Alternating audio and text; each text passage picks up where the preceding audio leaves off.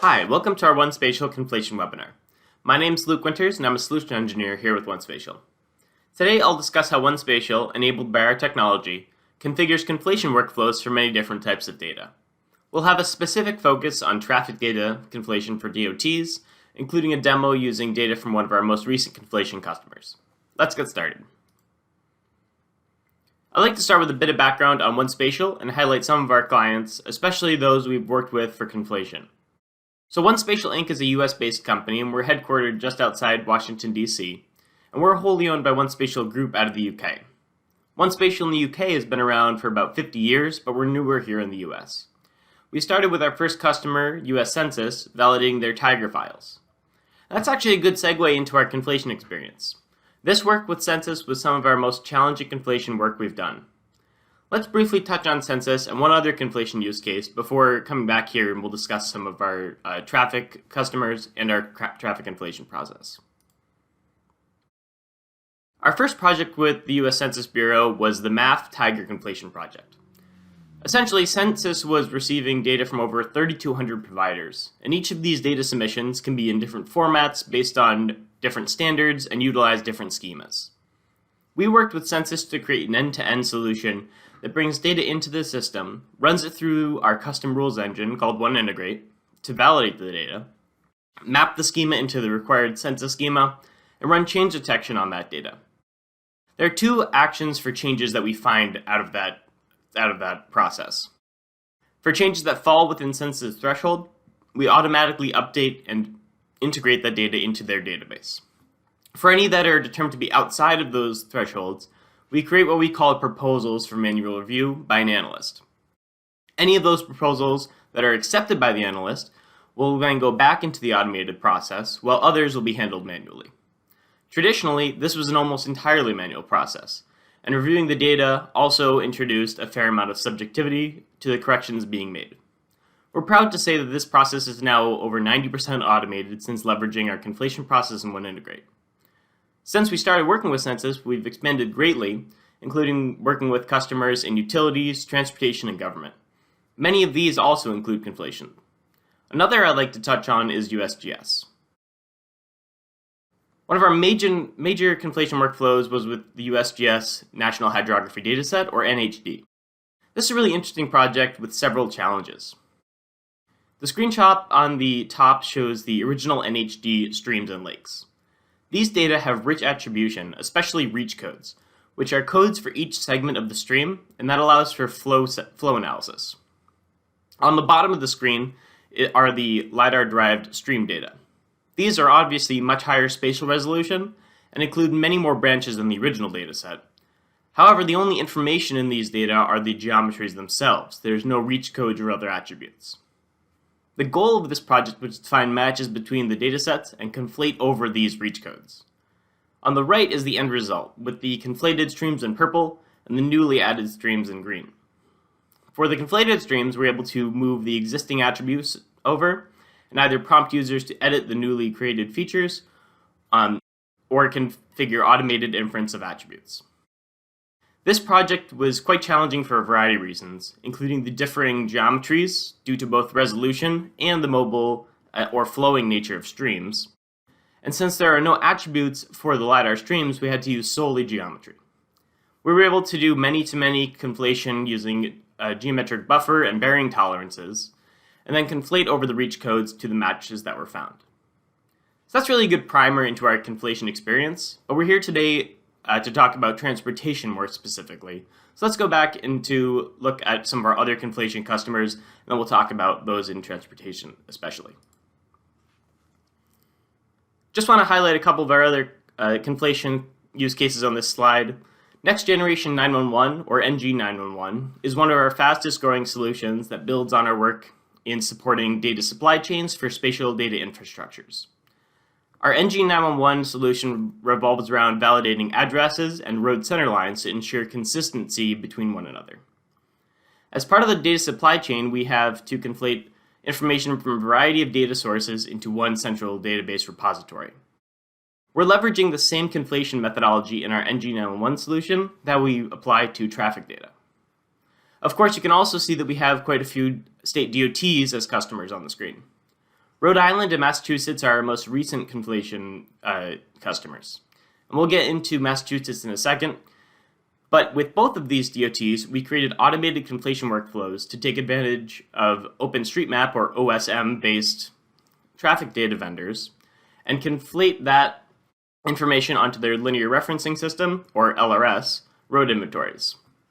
This is important since states need this traffic data, as well as other data, to be up to date for the HPMS, or Highway Performance Monitoring System, submissions to get federal funding for their road networks. This, along with most conflation, has traditionally been a very manual process, which of course costs a lot of time and money. Our automated solution allows for more consistency between data submissions and eases the process of conflating new data. Let's talk about how our technology and approach enables all of this automation with conflation. Underpinning our conflation workflow is our flagship technology called OneIntegrate. OneIntegrate is a rules engine which allows users to configure business rules and automate edits to data. This rules-based approach enables us to focus on three aspects of data quality, which allow for what we call the spatial advantage. These, as you can see on your screen, are data validation, integration, and enhancement. Data validation is all about knowing where your data stands and what's the quality level. We use a rules-based approach to automate the quality assurance and quality control of spatial and non-spatial data. This reduces the time and subjectivity necessary for a normal QA/QC process. For conflation, it's important to keep your process consistent, and configuring these business rules to run your conflation process allows you to ensure that every feature is being processed in the same manner every time you conflate your data. Data integration is achieved by taking siloed data sets and validating them against each other. Data validation and integration is really at the heart of conflation, taking one set of data and adding it to another to make them more useful and informative. This goes hand in hand with data enhancement, where we automate the shifting, editing, or inference of data. Traffic conflation really straddles the line between integration and enhancement, and that's why it's such a strong suit for us at 1Spatial. We take these separate data sets and by conflating them, add value to the data by making it more usable and informative to DOTs. These advantages, enabled by OneIntegrate, allow us to have our unique conflation approach. And let's go into that now. This slide probably looks pretty familiar. We base our overall conflation approach to our work that we did with Census. And like I mentioned on the last slide, we leverage OneIntegrate to provide scalable automation and validation throughout the process. We work closely with our customers to understand their goals for the project and their data, and then customize the configuration for the rest of the rules and actions in the process.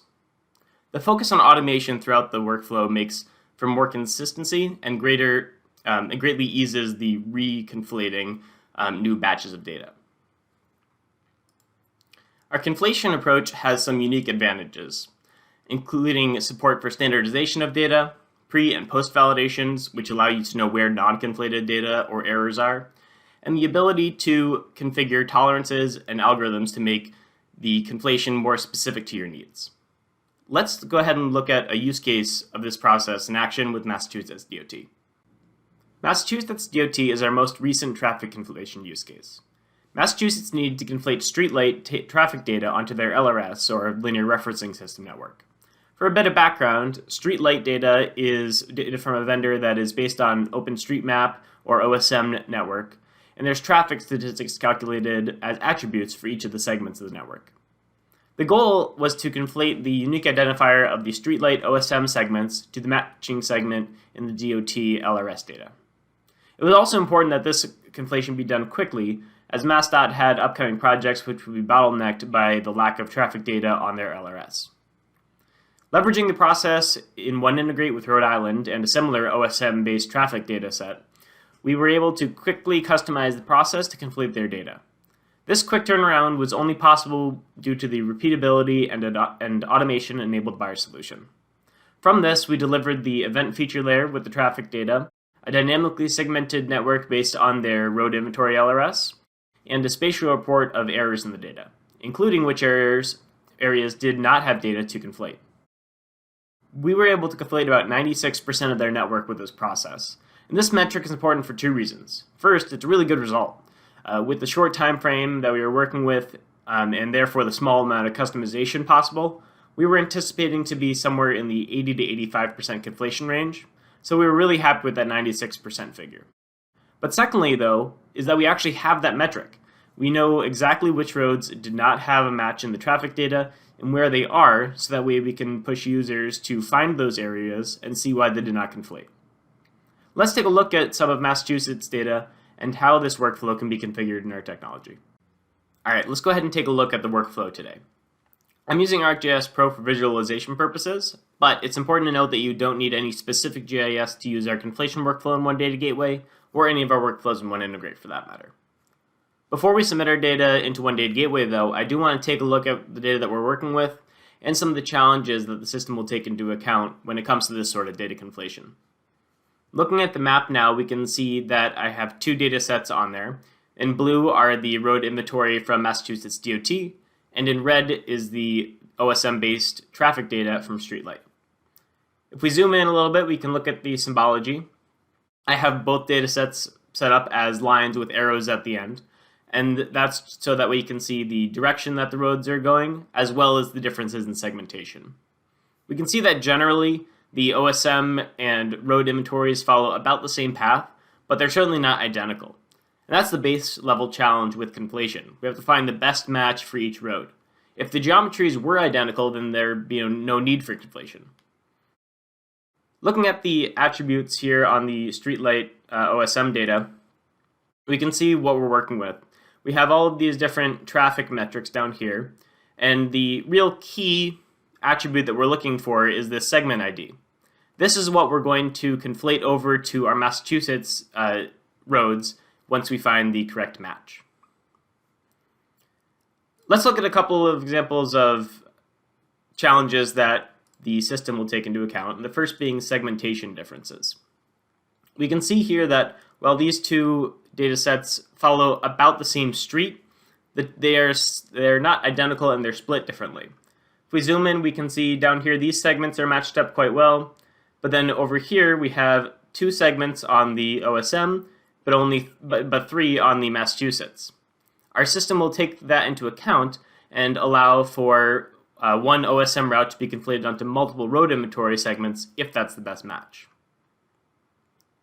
Another challenge is that's a bit more straightforward. We have here these OSM roads which are not represented in the Massachusetts DOT inventory. The system is going to test these OSM roads, and when no match in the DOT inventory is found, we'll ignore that OSM segment and write out a report on the location indicating that there was no match. To a lesser extent, the opposite issue, where there may be missing OSM segments, can also occur, and those will also be written out as reports by the system.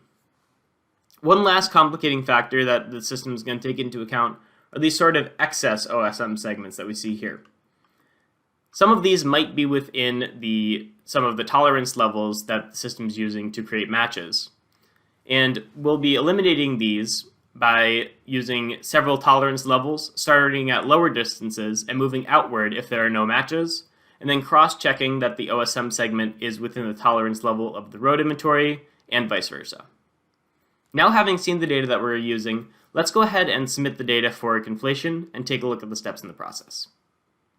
This is OneData Gateway here. It's fundamentally a data submission portal where workflows have been configured and assigned to specific suppliers. Under the hood, we're running OneIntegrate, which allows for the workflows to be highly configurable while keeping the submission through OneData Gateway user-friendly and eliminating the need for data suppliers to do any technical configuration if they don't want to. We'll jump into OneIntegrate in a little while just to take a look at how that is able to be configured, but right now we'll start with the data submission. Here I have my assignments, and I have this Massachusetts supplier assignment, so I'll start a new submission here. And right now it's asking for two file geodatabases. The exact type of data can be customized in OneIntegrate, but for this submission, this is what we have configured. I'll just go ahead and drag and drop my geodatabases in here for the streetlight data, and again for the road inventory, and press continue. Once this step loads here, the next step is going to be schema mapping. And since these source files have the exact same schema that the system is expecting, we don't actually need to map anything. But if your schemas were different, you could map the classes and attributes here, setting what the source and target classes should be, and matching up the attributes that you need. And then you would just go ahead and apply, and that would save your schema mapping so that in future submissions you wouldn't have to change anything. That would all be automatically done for you. But since I'm already the same, I'm just going to go ahead and press continue here and start our submission. So now the submission itself is actually running, and this is a list of steps that have been configured for the workflow. So starting off, we are loading in our data, and we can see that we have our streetlight data and our road inventory data that we uploaded. But we also have this delivery schema, which is going to have basically just empty classes there that we're going to write out our data to, and that's what we'll download at the end. Just about all of the steps in this workflow after this are actions, which are steps to create new data or make edits to existing data. This first step, though, is a rule, which is just checking that all OSM segments have an ID, and that's needed for several of the next steps. We can see that we have 100% conformance, so we're all set to continue here, and the system has. The next steps are the actions for the actual conflation, and we have several tolerance levels here, starting with the OSM DOT roads, excuse me. Basically, we're taking the DOT road and we're finding nearby OSM roads and checking the length of the segment that's within the given buffer. We start out with this 4-meter buffer and seeing if the road names are the same if those segments are within the buffer. If they are, we'll create an event connecting the DOT LRS and the OSM so that they can be referenced together later. From there, we'll continue down the list. If there weren't any roads at 4 meters, we'll try again with the same logic with 8 meters. And after we've done the road to OSM steps, we'll swap and check starting with the OSM roads. If it's not if there is an OSM road that's not already conflated, we'll take that road, and this time we'll start with that and use a 2-meter buffer or a 4-meter buffer and an 8-meter buffer and see if we can find DOT roads within that buffer of the OSM road. So if the roads still aren't conflated after that, we drop the name checks altogether and we start looking strictly on the geometry.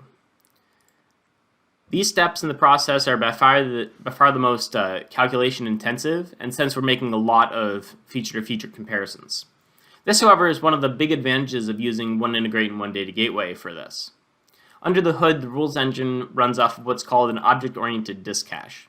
This means two things. First is that when we're in that open data task, the data is being copied into the cache, and we're indexing the geometries and any specified attributes.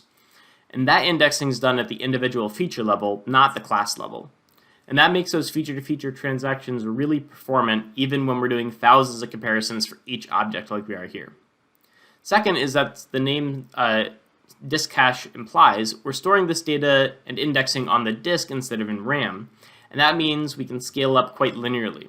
Right now we're only using a subset of the data for demonstration purposes, but we can churn through the whole state at about the same pace. So after we have these comparisons and initial conflation done, we then have several steps to clean up the LRS events table we created, such as removing any duplicates.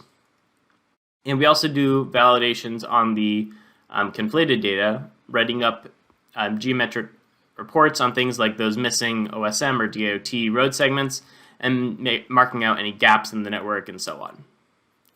Last step here that we have are copying out our data, and after this on the next screen you'll be able to download this data to view in a GIS. Let's go ahead and continue here and we can see our final results. And on this will be the last screen here, we can review all of the steps that occurred, but we can also, more importantly, download our output data, our conflation delivery, and we can view that back in ArcGIS or whatever other GIS you want to. So before we get into ArcGIS, though, I do want to just briefly jump onto OneIntegrate, which is where this workflow is configured and what ran in the background for this. So I won't get too far in the weeds here, but this is OneIntegrate. It's a server-based application, and you just open it in the interface in whatever web browser you prefer. Right now, I'm here in this Sessions tab, and you might recognize the process here. These are all of the same processes we just looked at in OneData Gateway. OneIntegrate is the configurable rules engine where we make the changes to the workflow. Here you can see that all of these actions are listed, creating those buffers and matching up all of those OSM segments to the DOT roads. And let's take a look at how we can edit these here. So if, for example, if we wanted to take this 8-meter buffer and say, well, let's actually increase that, make it a 10-meter buffer, we could go in here and change that.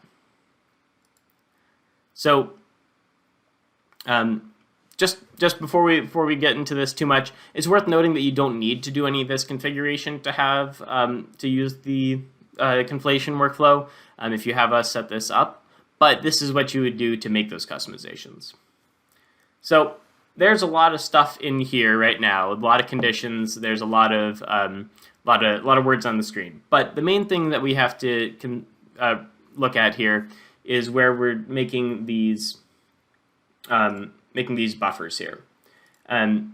If we needed to change this and say, let's actually make this up to a 10-meter buffer, all of this is configurable with drop-down menus. It's all contextual, so we have only the features and attributes that are within our schema showing up in the drop-downs. So if we were looking at the road geometry here, or we could switch it to OSM road geometry, whichever we needed there. And then we can change this value to, say, let's change it to 10 or 15 or 20. If we change those, now the workflow is going to be updated once we save. And that way, every time you submit on OneData Gateway, it's going to be referencing these rules, and we'll make those changes there. There's, of course, a lot more customization that can be done in OneIntegrate here, but I just wanted to give you a little taste of how the configuration works. And if you want more info on how exactly OneIntegrate can be used and customized, please shoot me an email. I'd be happy to help. Let's go back into ArcGIS Pro now and see what the conflation results look like and illustrate a part of the process. All right, I'm going to go ahead and turn on the output data here. And basically what this is, as you can see, the geometries are exactly the same as the Massachusetts DOT roads, now in black.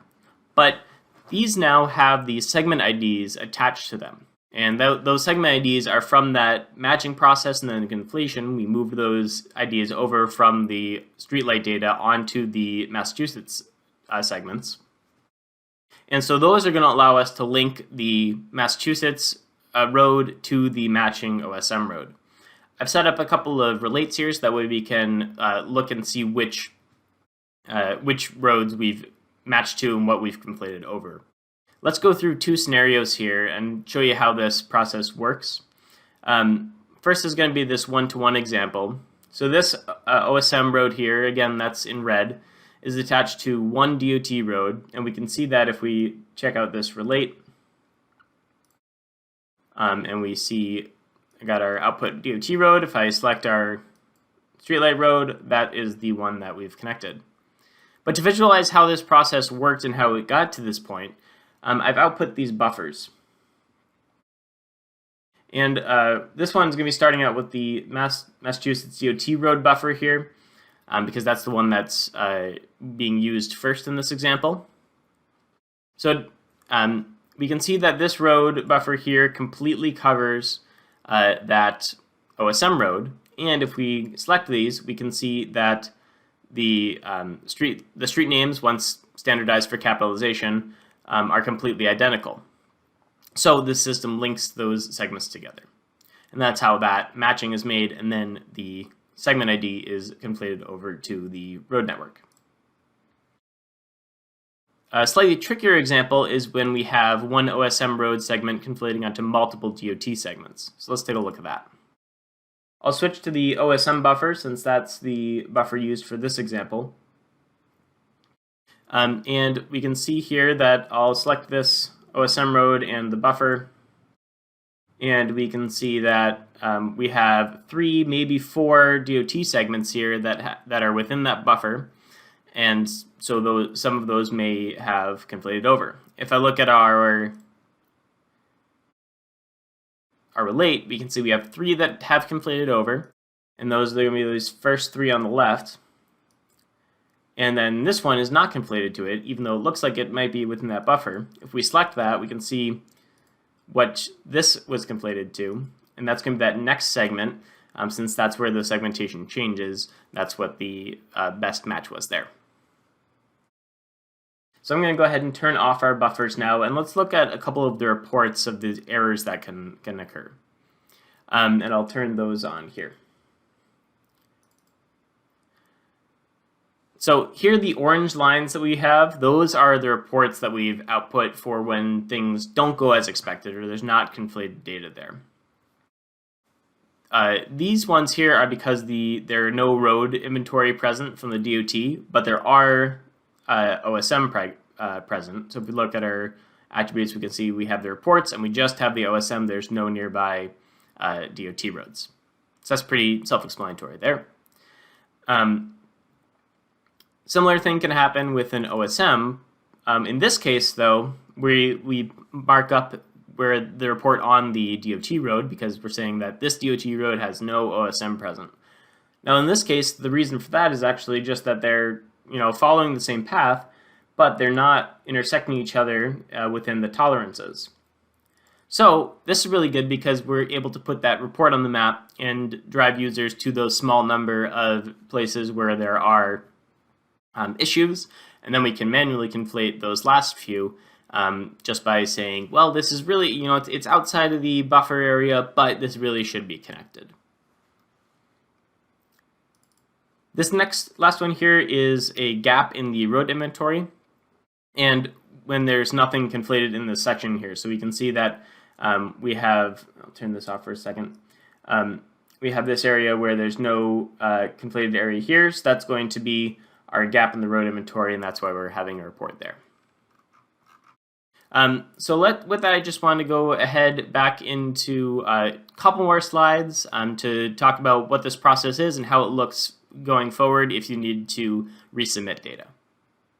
This diagram shows the process that we just saw with Massachusetts. We do the state onboarding with the traffic segments and the road network, and we validated the data, standardized the schema, and applied change detection, allowing us to find those matches and conflate over the traffic segment IDs.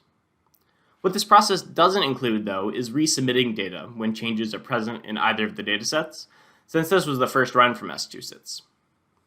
Following this initial setup, we allow for recurring conflation.